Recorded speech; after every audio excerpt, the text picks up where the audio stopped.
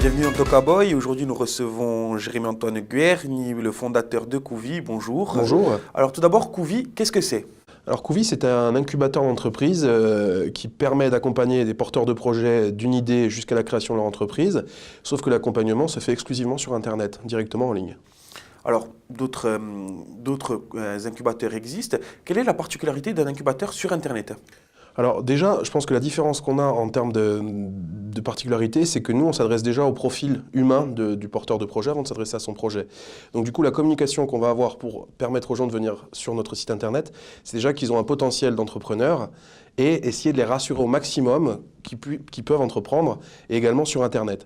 Après, l'accompagnement, il se fait via une interface et via un chef de projet qui, lui, est humain du coup, mais derrière cette interface Internet.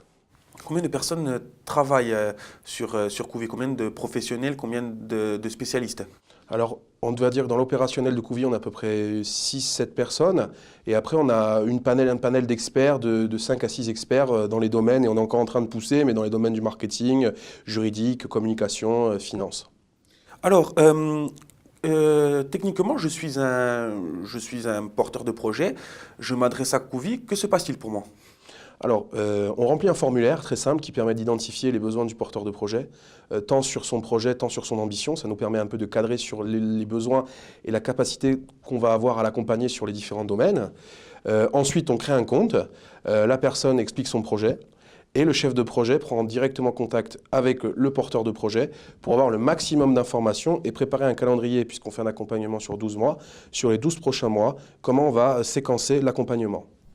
Alors, outre Couvi, vous avez toujours une association Emancipagours. Expliquez-nous tout d'abord qu'est-ce que c'est Emancipagours. Alors Emancipagours, c'est un incubateur d'entreprise donc territorial basé en Corse.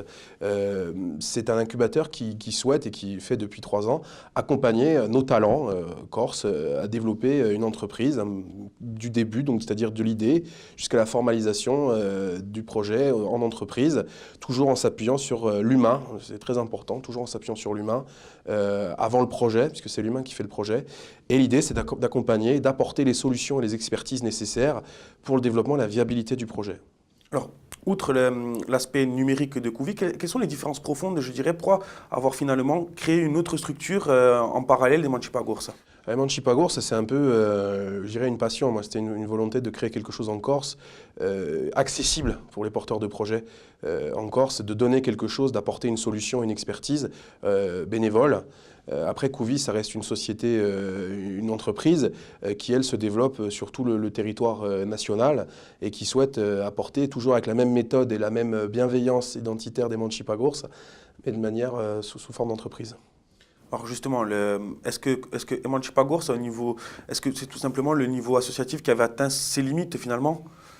Emancipagours, l'idée, c'était vraiment de j'aime pas le mot limité, mais c'était vraiment de se concentrer plutôt sur la Corse. Donc c'était vraiment d'apporter une expertise en Corse pour les projets qui émanent du territoire, qui y restent ou pas.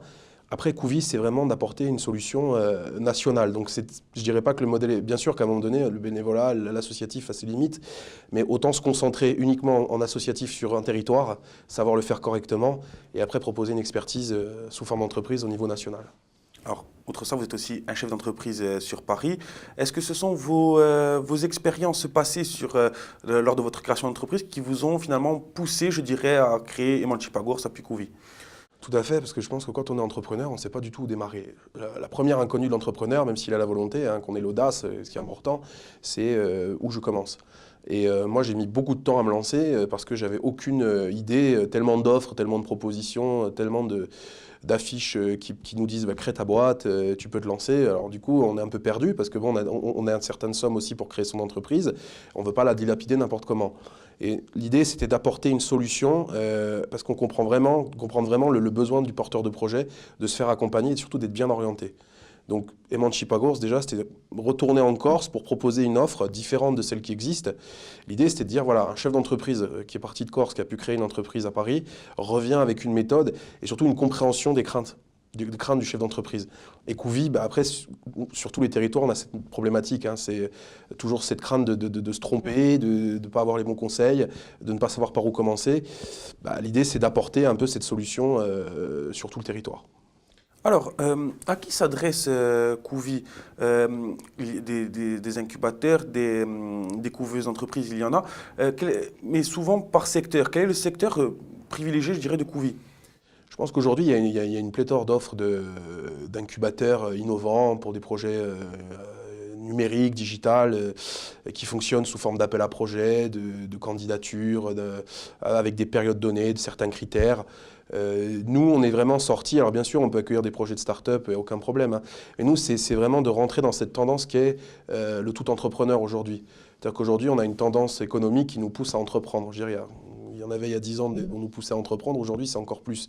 Et nous, on s'insère en fait dans l'entrepreneur standard qui souhaite vraiment créer son propre emploi, que ce soit dans le service, dans l'agricole, dans l'industrie, dans l'artisanat. C'est toutes ces personnes, en fait, je dirais nos cibles à nous, c'est plus l'intentionniste. Ça peut être le cadre ou la mère au foyer qui souhaite, mais qui n'a pas encore envie, qui ne sait pas par où commencer. On a l'intentionniste et on a l'intrapreneur. L'intrapreneur, celui qui sait qu'il est entrepreneur au fond de lui, et qui doit être dans son entreprise, qui doit avoir une créativité débordante, mais qui n'a pas encore eu le goût à créer son propre, je dirais, sa propre entreprise. Et nous, c'est ces cibles-là qui nous intéressent. Plutôt que de dire un secteur défini, je pense que c'est plus un état d'esprit Couvi par rapport à ces cibles. Aujourd'hui, on peut parler donc de freins à l'entrepreneuriat, ces freins que vous nous expliquez, que vous essayez de lever par le biais de Couvi et donc des Manchipagours, comme vous l'avez fait par le passé. Tout à fait. Le premier frein, c'est l'inconnu. Je pense que l'inconnu, c'est un monde. Pendant des décennies, on a eu l'entrepreneuriat comme quelque chose d'inaccessible. Puis, pof, du jour au lendemain, on peut faire l'entrepreneuriat, c'est tendance. On a une relation prestataire-client plutôt que salarié supérieur ou patron. Et du coup, super, c'est génial la tendance, mais comment on y va? Donc déjà, il y a l'inconnu. L'inconnu par qui je passe. Admettons, je sors de mon entreprise, je sors avec un chèque parce que j'ai décidé de devenir entrepreneur. Comment je fais? Donc déjà, il y a l'inconnu. Après, il y a aussi la crainte de se tromper. Je pense que l'échec en France, en Corse, c'est quelque chose qui pèse sur les esprits. Donc déjà, c'est cette peur d'échec, cette peur d'entreprendre. Et aussi, si on part avec un chèque, c'est qu'on a des économies pour entreprendre. Donc c'est comment je vais mettre à profit pour développer mon entreprise et avec qui? Qui va m'accompagner? Est-ce que c'est un service public? Est-ce que mon projet est suffisamment innovant pour entrer dans un incubateur? Est-ce que je suis éligible? Est-ce que je vais devoir lever des fonds? Voilà, et je pense que toutes ces inconnus, tous ces freins, je pense que c'est déjà la multitude d'offres et qui parfois ne s'appuient pas assez sur les profils de vie, mais qui s'adressent plutôt au projet. Et je répète encore, on s'adresse toujours à l'humain en premier avant le projet. Alors, vous qui avez travaillé sur Paris, qui travaillez encore sur Paris, Bien sûr. et qui voyez cette société corse que vous avez aidée, vous l'avez dit avec Manchipagours, quel regard vous portez sur l'entrepreneuriat en Corse aujourd'hui? Comment a-t-il évolué par rapport à ces quelques dernières années? On sent quelque chose quand même. Ah oui, il y a une vraie tendance, il y a un vrai changement, il y a déjà une impulsion. Enfin, moi je vois depuis 3 ans, depuis que en termes économiques et politiques en Corse, on a changé de direction. Oui, clairement, il y a une vraie tendance à l'entrepreneuriat, à l'essai, à l'entreprise, à la connaissance, à faire toucher l'entrepreneuriat même aux plus jeunes. Moi, je l'ai vu, j'ai participé au Challenge Innovation sur Corté. Il y a de l'idée, il y a de la créativité et on l'aide. Je veux dire, il y a des aides, il y a un discours, il y a une facilité. On pousse les jeunes à entreprendre, les gens à entreprendre et on veut garantir un succès. Et on veut démontrer que sur notre île, bah oui, on a des talents. Et que ce soit dans l'artisanat ou que ce soit une start-up, ben on pousse vers ces talents. Je trouve qu'il y a une vraie cohésion entre les entrepreneurs, que ce soit les entrepreneurs connus dans notre environnement de start-up corse. Il y a une vraie cohésion, il y a une vraie entraide et une vraie bienveillance. Et selon vous, comment maintenant, sur quel secteur tend la Corse, je dirais? Je pense qu'il y a 2 secteurs. Je pense qu'on part sur 2 secteurs. On a vraiment misé et on mise encore sur la start-up, l'innovation, parce qu'on voit qu'il y a des talents et qu'il y a du faisable, il y a du possible. Et je vois aussi qu'on est sur, et là où Manchipagours s'intéresse aussi, sur le développement pur du territoire. On s'intéresse aussi à comment redévelopper la Corse, comment créer des entreprises qui vont faciliter l'organisation de la Corse au point de vue économique, au point de vue développement durable, le côté facilitateur. Il y a beaucoup d'entrepreneurs qui se dirigent vraiment sur le côté facilitateur et développement insulaire. Alors, il y a les incubateurs, il y a aussi les couveuses. On a un peu du mal souvent à comprendre, à différencier les deux. Quelles sont les différences profondes? Je dirais qu'un incubateur, généralement, c'est ce qui s'adresse vraiment purement à la technologie. Je prends l'exemple de Station F, qui est l'incubateur du moment, tendance, qui a été créé par Xavier Niel. Station F, c'est vraiment clairement pour les entreprises innovantes. Donc c'est vrai que l'incubateur, il est destiné à une entreprise qui va dans le digital, le numérique. Après, la couveuse d'entreprise, elle a cette notion de couver, d'accompagner. Après, la couveuse, il y a certains critères d'accompagnement, puisqu'il y a une union générale des couveuses de France, où c'est une charte, donc nous ne faisons pas partie, hein, ni Emancipagours ni Couvi. Donc du coup, c'est vrai que nous, on s'est servi du mot incubateur, mais on le rend accessible. C'est-à-dire que nous, on s'est inséré, c'est vrai qu'on a fait un peu un mash-up, on s'est dit, bon, bah nous, on va pas faire comme tout le monde. On a la couveuse, on a l'incubateur, bah tiens, on prend les deux. Donc on a le côté couveuse parce qu'on souhaite accompagner de manière plurisecteur, pluridomaine, et on a le mot incubateur parce que c'est un temps donné, c'est des expertises qui sont données pour un temps limité, et on challenge nos porteurs de projets. Voilà. Alors, il y a aussi beaucoup d'offres publiques, notamment de l'ADEC dans ce secteur. Quels sont les avantages, je dirais, quels sont les avantages, oui, du secteur privé? Comment vous faites-vous votre place parmi ces offres publiques? Je pense que le secteur privé ne peut pas vivre sans être en rapport avec le secteur public. Après, je dirais, je pense que c'est comme ça se coïncide, c'est des briques en fait. Je pense qu'il faut voir ça sous forme de briques, de manière agile, et comment on empile les briques pour qu'on ait du succès. Je pense que l'idée, en fait, je pense qu'il n'y a pas vraiment de... L'idée, c'est que ça aboutisse, quoi. C'est qu'un projet l'aboutisse. Et qu'après, si on peut voir telle brique qui va aboutir, par exemple, une aide de l'ADEC qui peut permettre à un porteur de projet de voir son projet financé et un accompagnement privé qui va apporter des expertises, je trouve que là, on a tout gagné, quoi. Donc moi, je dirais que c'est vraiment complémentaire. Et vos liens justement donc avec ces entreprises publiques ici en Corse, comment travaillez-vous? Est-ce que vous arrivez à tendre vers cet objectif? Nous, on a toujours, en tout cas, Emancipagours a toujours essayé ici de travailler avec les partenaires publics et puis surtout pour les solutions de financement, d'appel à projet, pour permettre le développement d'entreprises. On a toujours travaillé de concert sur certains projets qui étaient vraiment intéressants à prouver et à démontrer auprès du public. Et donc aujourd'hui, Couvi en chiffres, c'est combien de personnes passent par Couvi? Quels sont les chiffres de Couvi? Alors Couvi qui est aujourd'hui dans une jeune entreprise, hein, qui a le temps qu'on mette la méthode en place, qui a été un peu longue puisqu'on a vraiment travaillé sur la méthode d'accompagnement dédiée à l'humain. C'est ce qui nous a pris le plus de temps. Là, aujourd'hui, on a une dizaine de projets qui sont accompagnés par Couvi. C'est-à-dire qu'aujourd'hui, on fonctionne sur un outil très simple, hein. On a commencé à travailler sur un outil simple et on est en phase de développer l'outil en V2 sur la base de financement que nous allons recevoir pour développer vraiment une interface poussée sur la gestion du projet et son accompagnement avec le chef de projet. Alors, vous en avez parlé aussi, Couvi, ça vous permet, par rapport à Emancipagours, ça toujours, de viser le national, voire l'international. Comment se passe ce projet-là? Couvi, après, je pense que sous nous, ce qu'on vise en termes de message, c'est la démocratisation de l'entrepreneuriat. Je pense que même si les codes varient en fonction des pays ou des régions européennes ou internationales en termes d'entrepreneuriat, je pense que nous, ce qu'on vise, c'est vraiment l'accessibilité à l'entrepreneuriat. Et c'est avoir un message clair. Je pense que ce qui fera la différence par rapport au développement de l'offre Couvi, c'est notre communication, la stratégie de marque qu'on veut donner, qui est démocratisation de l'entrepreneuriat, soyez audacieux, entreprenez.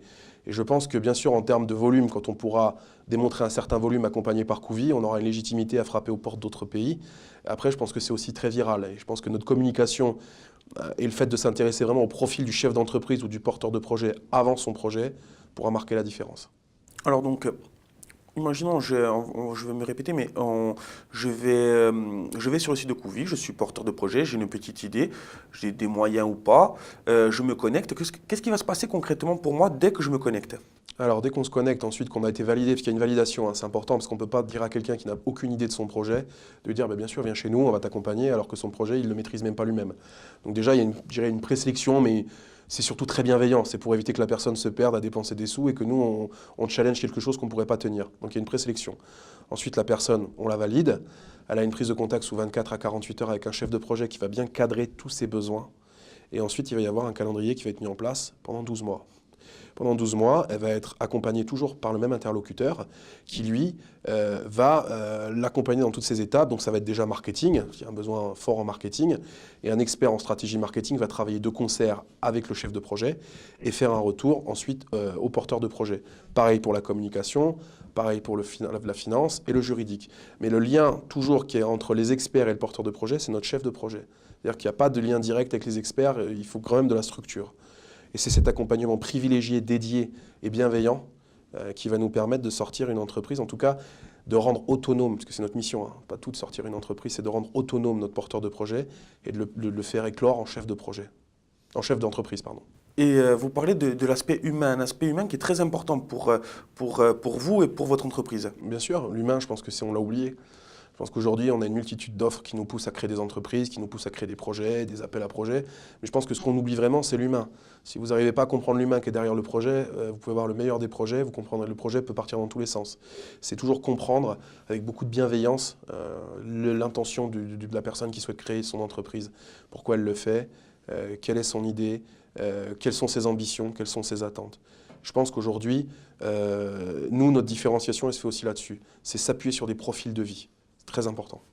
Alors justement, on oppose souvent l'humain au digital, alors que vous utilisez finalement le digital pour créer de l'humain. Comment ça se passe? Très simplement, je pense qu'aujourd'hui, c'est une tendance. Je pense que le digital, c'est un outil. Je pense qu'il ne faut pas le voir comme une fin en soi. On utilise le digital pour faire des choses très simples, hein. Je veux dire, pour appeler un câble, un taxi. Enfin, je veux dire, on rend un service accessible, mais au final, il y a toujours de l'humain. L'idée, c'est vraiment de l'utiliser comme un outil. C'est-à-dire que cet outil va nous rapprocher. Je veux dire, par exemple, Couvy, qui doit avoir, je ne sais pas combien de cibles potentielles aujourd'hui sur le marché, par exemple, sur tout le national, au niveau des entreprises, au niveau des gens qui sont dans l'intention de créer une entreprise, c'est impossible de tous les... Enfin, voilà, on doit utiliser les technologies actuelles et tenir. Je veux dire, on doit tenir une relation avec ces gens-là. Et c'est cet outil qui nous permet de tenir, qui nous permet de les approcher, qui nous permet de communiquer avec eux, qui nous permet de leur envoyer des informations, qui nous permet de les accompagner. Après, l'humain, je veux dire, il y a toujours cette empathie que l'humain a. C'est très important d'avoir de l'empathie quand quelqu'un vient avec beaucoup d'humilité créer son entreprise. C'est très compliqué, déjà, quand on le fait face à face, d'avoir l'audace et l'envie de créer son entreprise. Donc, il faut toujours qu'il y ait une notion humaine. Je dirais, le digital, c'est vraiment l'outil qui permet de ferrer et qui permet de tenir et d'accompagner et de toujours avoir cette proximité. Mais l'humain, il est essentiel au cœur de notre service. Et justement, comment on lève ces craintes, justement, est-ce que vous avez, parmi vos clients, parmi les gens qui se sont adressés à vous, est-ce que vous avez vu des craintes par rapport au fait, justement, de devoir parler à un interlocuteur à travers un écran d'ordinateur? Je pense que les craintes, elles sont surtout en amont. C'est surtout quand on explique le projet en amont, il y a toujours cette crainte. Après, quand la personne, je dirais, elle se lance. Donc du coup, elle a compris, elle a accepté, elle a absorbé. Et je pense que déjà, il faut qu'ils comprennent une chose, c'est que c'est quand on l'explique déjà, quand on présente le projet, c'est d'expliquer qu'il y a toujours quelqu'un, toujours la même personne qui va accompagner jusqu'au bout. Et il faut que la personne ait aussi son intérêt à se dire, ça s'insère dans mon emploi du temps, parce qu'on va s'adresser à des gens qui travaillent, ou des gens qui ont des mères de famille, hein, qui vont avoir un planning chargé pour la gestion de leur famille, d'aller chercher les enfants, les courses. Donc c'est vraiment que ça s'insère dans une timeline de vie. Donc la personne, elle a juste à se connecter. Par exemple, si elle veut aller sur ses réseaux sociaux avant et puis après se faire une heure de Couvy parce qu'elle a des trucs à traiter, des éléments à traiter à nous envoyer, bah, c'est toujours, voilà, c'est ce côté, on comprend la vie, on s'insère dans la vie en douceur. Donc ça déjà c'est rassurant, parce que je pense que c'est très agressif aussi d'avoir, je pense que ce qui fait aussi peur aux porteurs de projets, c'est très agressif de ouais, créez votre boîte, on est là, vous n'oubliez pas, vous avez des rendus à faire, voilà. Je pense qu'il faut aussi s'insérer en douceur, et ça lève une crainte aussi. Et de tous les projets que vous avez vus, que ce soit Parcourvie ou Préman Chipagours, je dirais quels sont les projets ou les parcours de vie, justement, parce que ça vous touche aussi, qui vous ont le plus, je dirais, touché, justement, ou le plus interpellé? Moi, je dirais, sans vouloir rentrer dans une tendance actuelle, moi, c'est toujours les femmes qui aujourd'hui inversent la tendance de l'entrepreneuriat. Les femmes qui ont l'audace, qui sont parfois, très souvent les cas que j'ai eus, c'était des femmes qui étaient seules, hein, mères célibataires, mais qui ont quand même l'audace et l'envie d'entreprendre et qui sont prêtes à tout pour y arriver et à tenir leur sujet, et à tenir leur projet, et après à démontrer que oui, il y a un entrepreneuriat féminin et qu'il existe. Moi, je dirais surtout les femmes qui nous montrent qu'on a tout à apprendre d'elles sur leur ténacité et leur volonté d'entreprendre et de parvenir au bout de leur sujet, quoi. Et sur les projets, je dirais le projet Stricto Sensus, quelles sont les tendances aujourd'hui? Quels sont les projets les plus porteurs? Après, je ne sais pas si porteur, je pense que c'est surtout les plus, je dirais, les plus récurrents en termes d'offres qu'on a. Alors déjà, au niveau des Manchipagours, sur la Corse, je dirais il y a beaucoup de projets start-up, hein, parce que c'est ce qu'on lance, comme on disait tout à l'heure, il y a ces tendances. Après, il y a beaucoup de projets. Moi, j'ai la chance d'avoir 2 projets intégrés à Manchipagours sur le développement, que ce soit d'économie circulaire ou le développement du territoire, de notions de proximité, facilitateur, surtout hors saison. Donc c'est vraiment pour les gens, les Corses qui restent à l'année sur l'île. Et après, au niveau de Couvy, je dirais qu'il y a énormément de tendances sur l'artisanat et la création de services. Mais très basique, hein. très basiques. C'est-à-dire qu'aujourd'hui, l'artisanat, la notion de prestation de service simple, elle revient. Et c'est quand même des gens qui maîtrisent leur sujet, mais qui n'ont aucune notion après de la valeur commerciale, de la valeur marketing, et qui ont vraiment besoin d'accompagnement. Mais voilà un peu les tendances qu'on peut avoir entre Couvy et Manchipagursa. Et là maintenant, donc, l'avenir de Couvy, l'avenir de Manchipagursa, sur quoi vous voulez tendre maintenant? Je dirais Manchipagursa a envie d'être un acteur incontournable économique insulaire et d'accompagner, au moins, on s'est fixé par an d'accompagner entre 6 et 10 projets pour vraiment travailler sur la qualité, un accompagnement sur 6 et 12 mois. Donc c'est pouvoir intervenir dans la vie économique de l'île en tant qu'observateur et en tant qu'acteur. Après, au niveau de Couvy, nous, c'est vraiment, je dirais, d'avoir la diffusion en masse, en tout cas pour nos intentionnistes et nos intrapreneurs, d'avoir ce message de oui, vous pouvez entreprendre. Et je pense que Couvy va se développer grâce à notre forme de communication et le discours que l'on tient. Bien sûr, aussi dans la qualité de l'accompagnement, hein, c'est toujours gage de sérieux et une garantie. Et je pense que c'est comme ça qu'on va pouvoir atteindre nos cibles et qu'on va pouvoir se développer avec Couvy.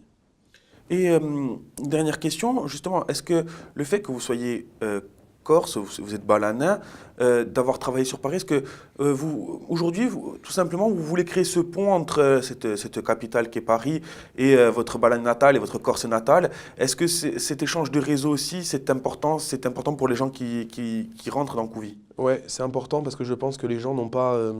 Il y a une vision qui est un peu floutée du coup. Et je pense que nous, en tant que en Corse, quand on devient partiellement membre de la diaspora, je pense que le rôle qu'on a, c'est d'être facilitateur et de pouvoir donner un peu la vue et la visibilité sur ce qui se passe en Corse et surtout montrer que ce qu'on peut faire et ce qu'on fait. Je pense qu'il y a une vision floutée sur l'entrepreneuriat en Corse et sur la dynamique qu'on a intégrée, dont on parlait tout à l'heure, sur la dynamique, pardon, et cette envie d'entreprendre et de démontrer le savoir-faire. Et je pense que tous les autres acteurs insulaires ou start-up qui ont la chance d'être entre Paris, la Corse ou les réseaux comme Community, c'est des gens, notre devoir, je dirais, à nous, c'est de montrer ce qu'on sait faire ici et de devoir lier aussi cette diaspora et ces gens qui ne connaissent pas et qui ne sont pas Corse ou de la diaspora et de montrer nos savoir-faire. Parce qu'à Paris, voilà, il y a déjà des réseaux, il y a un savoir-faire, il y a plusieurs castes, on sait comment c'est, mais c'est à notre rôle à nous de donner de la visibilité.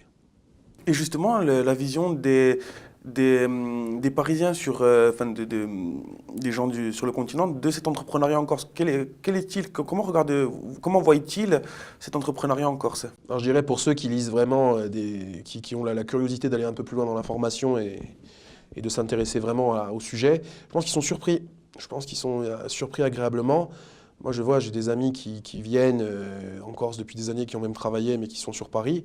Et j'en connais qui ont parfois investi dans des projets en Corse, sur des plateformes de crowdfunding, parce qu'ils croient à cet entrepreneuriat. Ils ont au départ beaucoup de surprises, mais après, avec beaucoup de cœur, ils souhaitent suivre. Et je pense que c'est en multipliant nos actions, en multipliant ce qu'on fait là depuis 3 ans, et en essayant de le rendre un peu plus visible au terme national, je pense qu'on peut avoir de belles surprises et beaucoup d'intérêt par rapport justement à cet entrepreneur typique parisien qu'on connaît.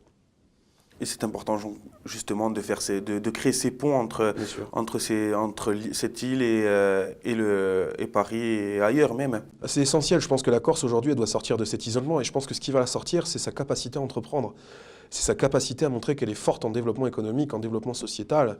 Cette capacité qu'on a des super talents. Je veux dire, je le répète, moi j'étais au Challenge Innovation, j'ai vu des projets, moi j'étais surpris de challenge en 3 jours, des jeunes qui sortent des projets, des entreprises. Bon, après il y a toujours des ajustements pour les rendre viables et en 3 jours on ne peut pas tout faire. Mais cette ténacité, cette volonté de démontrer un savoir-faire, de tenir son sujet et de le montrer avec conviction, c'est exactement ça qu'on doit avoir pour démontrer ce qu'on sait faire ici. Voilà. Alors cette émission touche à sa fin. Merci Jérémy. Et nous nous retrouvons pour un prochain Tokaboy.